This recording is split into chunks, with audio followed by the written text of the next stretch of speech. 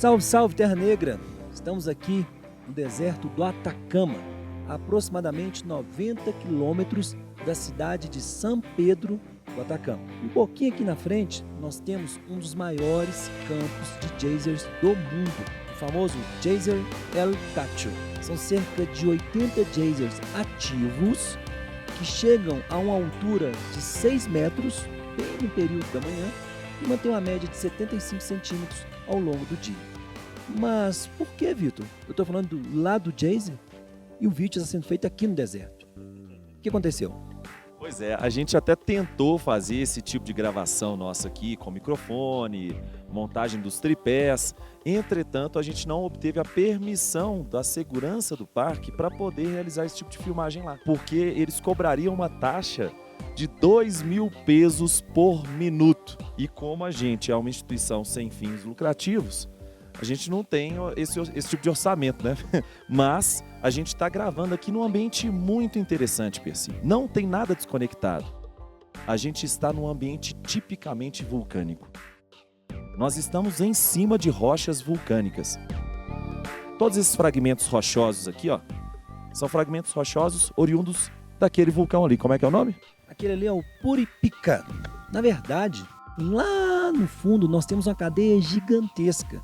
Inclusive, nós iremos também elaborar um vídeo no vulcão Lasca. Essa cadeia vulcânica cria um ambiente tectônico favorável à ocorrência dos geysers, porque não é todo ambiente tectônico que nós temos a presença deles.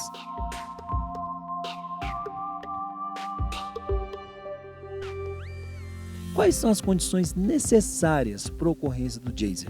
A primeira é a necessidade de uma área tectonicamente ativa. Você tem que ter uma série de fraturas internas que possibilitam a ascensão do magma próximo à superfície e que esse magma sirva como fonte de calor. Além disso, nós temos também a presença obrigatória de uma fonte de água, uma fonte hídrica, por motivos óbvios. Ela pode ser ou oriunda da chuva ou então do degelo. Como nós estamos aqui em um deserto, que é o deserto mais árido do planeta Terra, e estamos a 4.100 metros de altura, evidentemente, a maior parcela daquela água dos campos El Tacho vem do degelo desses vulcões aqui, dessas cordilheiras montanhosas que estão nos cercando. Então, essa é a segunda exigência fundamental para que ocorra esse tipo de processo e esse tipo de formação dos geysers. Além disso, você tem que ter uma câmara interna que vai funcionar como um depósito para essa água. Então, a água ela tem que entrar, chegar até essas rochas mais aquecidas e nessa câmara interna ela se mantém. E tem um fato interessante, o que cria essa impermeabilização dessas câmaras internas onde a água fica armazenada? Pois é, isso é interessantíssimo. Até para fugir do clichê básico, porque a gente fica falando, ressaltando basalto, basalto, basalto, rocha vulcânica, basalto, rocha magmática extrusiva, basalto. Olha só, nós estamos em um ambiente vulcânico.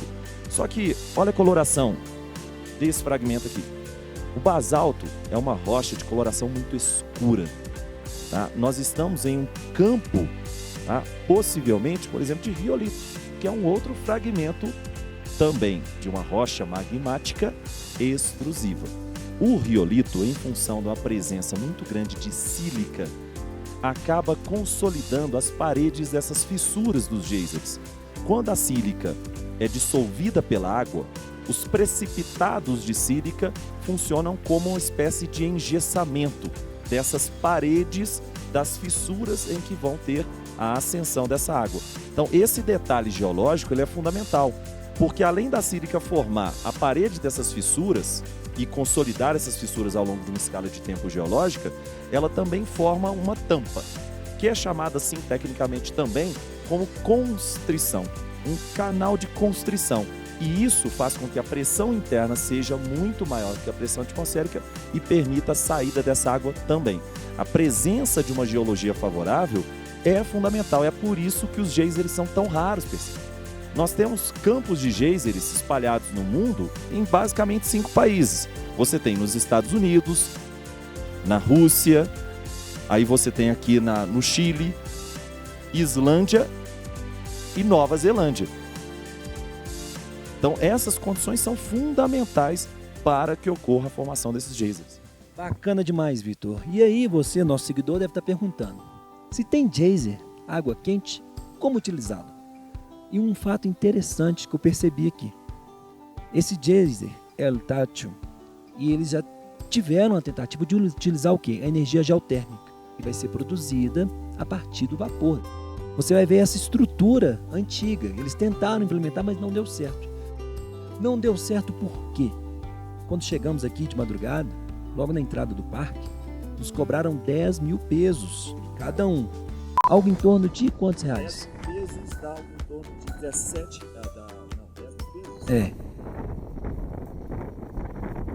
30 mil pesos, 170 reais. Isso, algo em torno de 170 reais.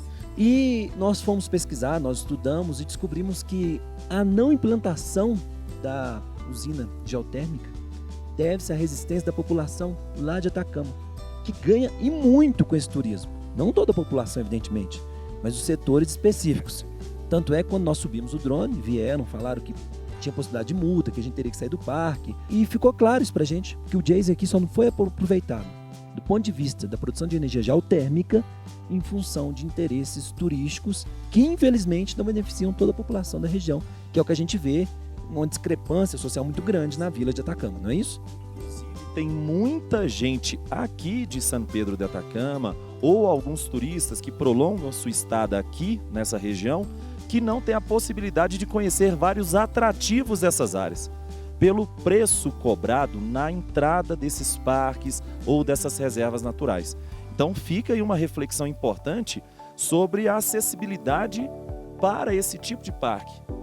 A gente precisa realmente garantir uma facilidade maior de acesso para que essa população possa conhecer essas belezas naturais e para que nós também, que somos produtores de conteúdo, possamos desenvolver o nosso trabalho e expandir e educar a nossa população. Então é muito importante que a gente tenha esse tipo de reflexão aqui no Terra Negra, né, PC?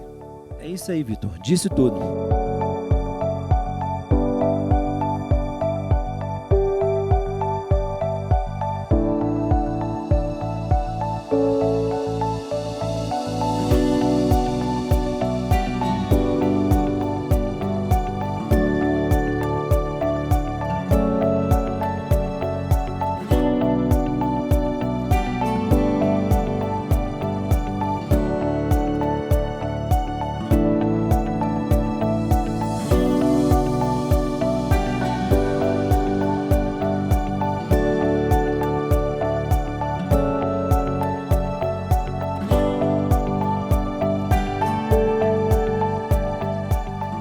Olá pessoal do Terra Negra, como vai? Tudo bem?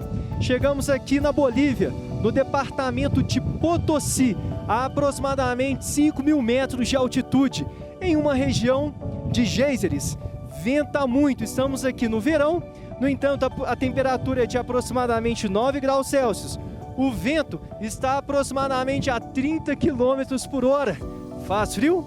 E venta muito. E a questão é, como que esta área pode ser aproveitada?